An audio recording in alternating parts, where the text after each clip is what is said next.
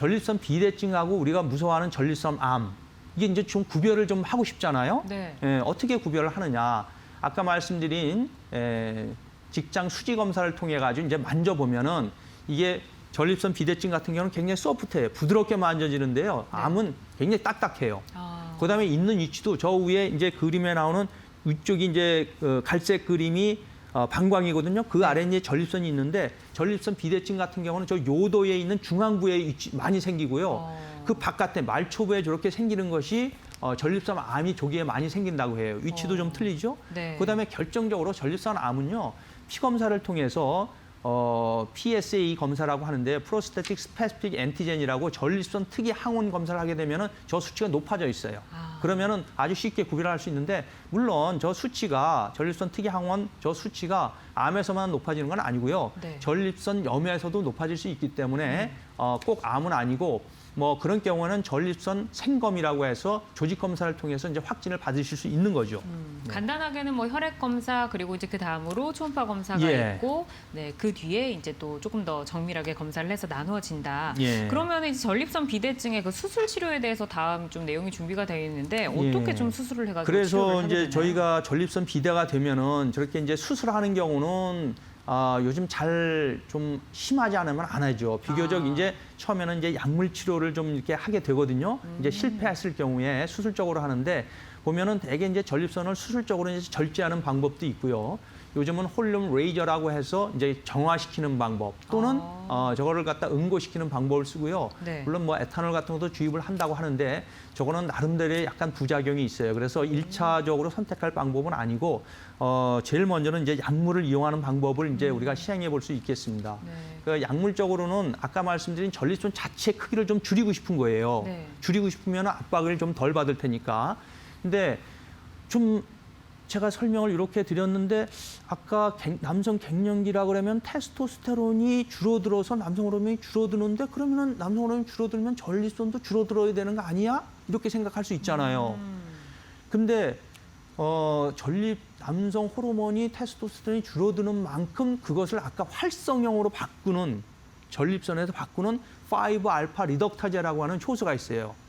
그게 그 효소의 능력이 훨씬 더 나이가 들수록 강해지는 거예요. 전립선이 부족하게 되니까 네네. 그 효소가 활성화되면서 테스토스테론이 활동할 수 있는 활성형인 DHA라고 하는 테스토스테론 디하이드로 그게 훨씬 더 증가가 하게 되는 거죠.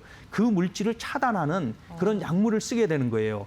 그래서 그렇군요. 가장 많이 쓰는 게 저기에 실로도신 계통이라든가 탐슬로신이라든가 이런 약물을 좀 쓰게 되는 거죠. 근데 이 약물에 이제 문제점이 있어요.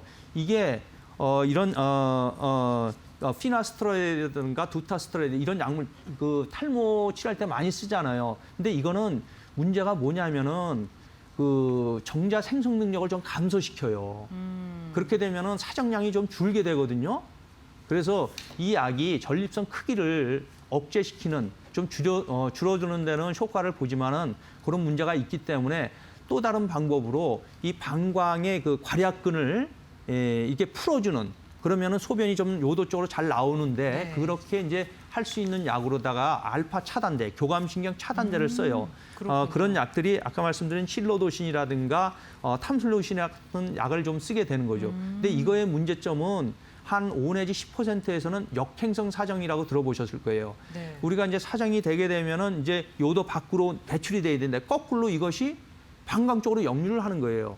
그러면은 이 약을 드신 분들이 뭐라고 말씀을 하시느냐면은 약을 먹었더니 내가 사정량이 엄청 줄었어. 내가 정력이 떨어진 거 아니야? 이런 생각을 하시는데 그게 아니고 바로 이렇게 역행성 사정 문제가 생기기 때문에 그런 거니까 너무 걱정 안 하셔도 돼요. 네. 그래서 이제 이런 게 싫으신 분들은 다른 알파 차단제인 뭐 독사조신이라든가 테라조신 또는 알프조신 같은 이런 알파 차단제를 드시기도 하는데 이게 교감신경을 차단하다 보니까 문제가 저혈압이 생겨버려요. 그러니까 기립성 저혈압이 생기기 때문에 굉장히 또 어지럽습니다. 힘도 좀 떨어지고.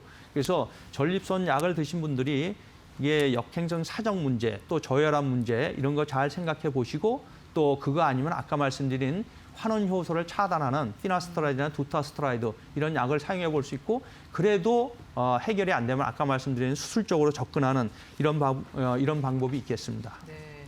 결국에는 뭐 갱년기부터 시작해가지고 전립선 비대증부터 뭐 남성의 기능 장애까지 지금 남성 호르몬이 많은 영향들을 미치고 있는데 그렇다면 이제 이쯤에서 많은 분들이 그래서 치료를 좀 어떻게 하면 좋을까? 약물로도 안 되고 수술로도 뭐 부작용들이 있고 뭐 이렇게 되면 어떤 거 하면 좋을까 하고 좀 궁금하실 것 같아요. 그래서 저희가 이제 강의 내용으로 넘어갈 텐데 지금 방송을 보시는 분들 가운데서 내 이야기 같다. 나도 이 부분 좀 고민이 된다 하시는 분들은 그냥 방송만 보시기보다는 저희에게 전화를 주시면 맞춤형으로 상세하게 상담을 받아보실 수 있습니다. 자, 그러면은 어떻게 조금 치료를 할 수 있는지 좀 살펴보도록 하겠습니다. 사실 이제 인생이 100세 시대다라고 해서 굉장히 좀 길어졌잖아요. 노후까지 건강하게 남성의 기능을 관리할 수 있는 방법을 살펴볼 텐데 줄기세포가 오늘 좀 등장을 했어요. 아까 치료 방법에 네 번째 이제 줄기세포가 있었는데 네. 이 부분 내용 좀 들어볼까요? 예, 결국은 아까 말씀드린 이제 궁극적으로 전립선 비대증에 의해서 한 50% 정도는 우리가 발기부전이라고 하는 성적 장애가 생기는데 어떻게 그러면 이걸 치료할 수 있느냐라고 했을 때 줄기세포는 결국은 말초에 있는 우리가 외부 생식기에 대한 재생, 리모델링 이것도 중요하지만은 실제적으로 시상하부, 뇌하수체, 고환으로 이루어지는 이 호르몬의 축을 정상화시키지 않으면 우리가 궁극적으로 갱년기의 증상이라든가 또는 외부 생식기의 성기능 장애를 해결할 수 없다 이런 관점에서 실제적으로 줄기세포가 광범위하게 외부 생식기뿐만 아니고 호르몬의 대사라든가 이런 데 간접적인 영향으로 긍정적인 효과를 줄 수 있는 그래서 줄기세포가 상당히 각광을 받을 수 있는 그런 상태가 되겠습니다. 근데 이제 줄기세포가 뭐 많은 치료에 쓰이고 있기는 한데 사실 이제 시청자분들이 들으셨을 때 그래서 줄기세포가 조금 간략하게 정의하면 그게 뭐야라고 개념에 대해서 좀 궁금하실 것 같아요. 예, 뭐 줄기세포 말씀은 많이 들어보셨을 텐데, 정말 많이 들었는데. 예, 줄기세포라고 하는 건 한마디로 이제 미분화 우리가 이제 처음 이제 우리가 태생기 때부터 정자 난자가 만나서 수정이 되고 있잖아요. 그 상태가 이제 줄기세포라고 보시면 돼요. 네. 그래서 미분화 전혀 무슨 세포로다가 분화될지 모르는 미분화 세포다. 그런 특징이 있고요. 또 하나는 이 세포가 다양한 세포를 만드는 거예요. 다분화 세포 능력이 있는 거거든요. 그다음에 또 하나 주목할 점은 스스로도 복제를 하지만은 병이 있는 곳에 찾아가 가지고 수선하는, 고쳐주는, 수선하는 그런 역할을 하는. 그래서 저희가 줄기세포는 별명이 만능세포다, 마스트셀이다 이런 표현을 하게 되는 거죠. 네, 지금 이어서 이제 줄기세포 효과가 지금 화면에 띄어져 있는데 예. 바로 이어서 줄기세포가 그래서 이 만능세포의 효과 어떤 것들이 있는지 그래서 바로 제일 많이 들어볼까요? 쓰는 게 어떤 조직 재생에 써요. 제일 많은 게 우리가 어떤 궤양이나 이런 게 생겼을 때 조직을 이렇게 만들어내야 되잖아요. 조직 재생하는 데 쓰고요. 또 하나는 요즘 피부 쪽으로 굉장히 많이 쓰게 되겠죠. 저도 피부 관심이 재생을 시키고 가더라고요. 또 탈모도 상당 부분 효과가 있는 걸로 돼 있고요. 네. 그다음에 아토피라든가 최근에 저희가 뭐 많은 효과를 보고 있는 건선 이런 데 효과가 많고요. 또는 이제 뇌혈관이라든가 뇌세포에 효과가 있는 치매나 그렇죠. 알츠하이머에 효과가 있고 면역력에도 효과가 있고요. 그다음에 이제 통증 부분에서는 이제 관절이라든가 디스크나 오십견 이런 데도 상당한 효과가 있습니다. 그리고 갱년기 증상을 포함한 그 성기능 장애에 아주 효과가 좋은 것 같아요.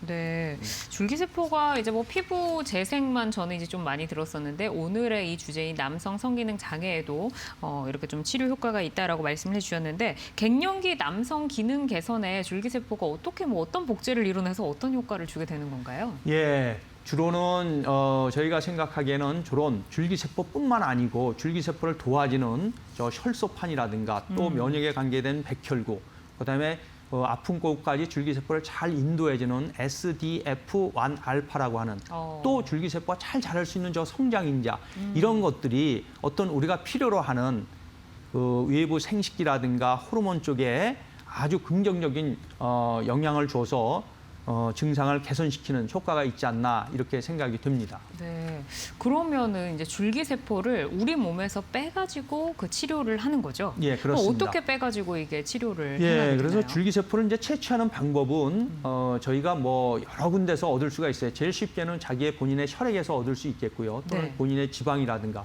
조금 좀 심하게는 자기 골수에서 이제 채취를 하게 되는데요. 네. 저기 이제 화면에 나오는 것이 저희가 이제 자체적으로 개발해서 흰 의료 장비로 허가를 득한 스마트 M2 장비라고 하는 건데요. 저 장비를 이용해서 줄기세포를 이제 어떤 최소 조작을 가해서 줄기세포를 농축하고 분리를 하는 거죠. 그래서 농축하고 분리를 해서 살아있는 세포를 고퀄리티의 줄기세포를 얻은 다음에 네. 저희가 특수 영상 장피를 이용해서 정확한 병소 부분을 확인하고 정밀하게 시술하는 이런 시스템을 구축해서 효과를 보도록 하고 있습니다. 그러면은 저 기계를 통해서 우리 몸에서 줄기세포를 뽑아서, 뽑아서 좋은 양질의 줄기세포를 살아있고 네. 고퀄리티의 줄기세포를 우리가 병소를 정확하게 영상의학적으로 확인을 하고 필요하면 CT나 아니면 초음파나 특수 영상 증폭작지로 병변을 확인하고 그 네. 부분을 아주 경험 있게 아주 잘 능숙하게 찾아야 병명 되겠네요. 부분에 주입하는 이 시술 여기까지 그러니까 세 단계가 모두 갖춰져야 됩니다. 네. 일단은 살아있는 고퀄리티를 얻기 위해서 장비가 필요한 것이고요. 그다음에 병소를 정확하게 평가할 수 있는 능력, 그다음에 그것을 시술할 수 있는 경험이 있어야지 줄기세포는 아마 원하는 네. 효과를 볼 수 있지 않나 이렇게 생각이 갑자기 됩니다. 궁금한데 예. 이렇게 추출을 해가지고 넣는 데까지 시간이 혹시 얼마나 예, 그래서 걸릴까요? 저희는 이제 배양이라고 하는 방법을 동원하지 않기 때문에 네. 배양을 하게 되면은 보통은 한 2주 정도 걸리게 돼요. 그러면은 저게 여러 가지 이제 문제가 있거든요. 네. 예를 들어 가지고 숫자는 많이 늘어나지만은 텔로미어의 길이가 줄어든다든가 우리가 원하지 않는 쪽으로 분화가 되기 때문에 암의 형성의 가능성이 있기 때문에 현재는 인정되지 않는 방법이고요. 그래서 저희는 추출해서 정확히 추출하는 시간이 한 18분 정도 걸려요. 그렇게 하고 저희가 이제 시술하는데도 가급적이면 살아있는 프레시한 세포이기 때문에 빨리 넣어서 살아있는 효과를 볼 수 있게 하기 때문에 실제 제가 준비해서 시술하는 거는 채 30분이 걸리지 않죠. 30분이요? 30분. 빠르면은 30분? 네, 준비하는 와. 시간이 18분 정도고요. 제가 시술하는 시간은 정확하시네요. 솔직히 좀 말씀드리면 네. 뭐 이렇게 뇌 질환 같은 경우는 뭐 그 남성 성기능도 그렇고요. 채 5분이 넘지 않습니다. 그렇군요. 예. 물론 뭐 저도 많은 이제 어. 처음에는 이제 시행착오도 하고 했지만 점점 이제 능숙하게 하다 보니까 지금은 뭐 5분 이내로 시술을 하고 있습니다. 이제 배양의 유무가 있고 또 술자의 기술력이 중요하다라고 네. 말씀을 해주셨습니다. 저희는 현재 이제 남성 기능 장애에 대해서 생방송으로 여러분과 함께하고 있습니다. 본 방송은 건강 상식에 도움을 드리는 프로그램이고요. 방송 중 알려드리는 정보만을 믿고 치료 결정을 내리지 말며 꼭 전문의와의 충분한 상담을 통해서 치료 방향을 결정하셔야 한다는 점 기억해 주시기 바라겠습니다.